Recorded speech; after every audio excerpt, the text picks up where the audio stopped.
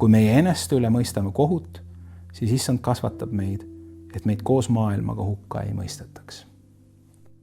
Paulus annab mõista, et mõista enese üle kohut, sellepärast, et ükskord tuleb niikuinii kohtumõistmine. Kui palju targem ja parem on mõista kohut enese üle siis, kui on armuaeg, siis, kui on võimalus midagi muuta, siis, kui on võimalus pöörduda.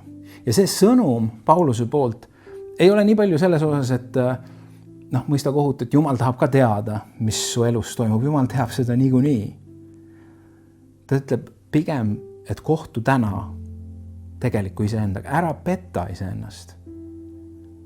Ole valmis tegelikult peeglisse vaatama, et kes sa oled, mis su sees toimub, kuhu su elu on minemas, mida sa tegelikult oled igatsemas, mida sa tegelikult oled uskumas, mida sa tegelikult oled tegemas oma elus.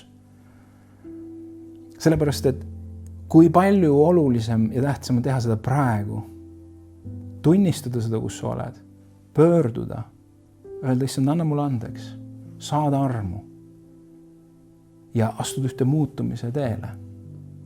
Ühel hetkel on see avalik niikuinii, aga siis puudub sul võimalus pöördumiseks. Siis on sul ainult üks otsus, mis sinu üle tehakse. Täna on meie elude üle arm. Arm õigesti otsustada. Arm enese üle kohut mõista. Meelt parandada, oma elu Jeesusele Kristusele anda. Jeesuse vere lepitusest osa saada. Ja siis usus vastu võtta see kirjakoht. Nii ei ole enam mitte mingisugust kohtumõistmist. Nüüd ei ole enam mitte mingisugust kohtumõistmist. Sa saad hingevaenlasele meelde tuletada seda, kui ta tuleb sulle kohut mõistma. Nüüd ei ole mitte mingisugust kohtumõistmist neile, kes on Kristuses Jeesuses.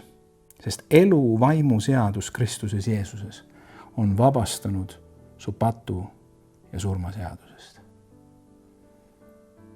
Et mõtle sellele, kui sa kipud kas teiste või iseenda üle kohut mõistma.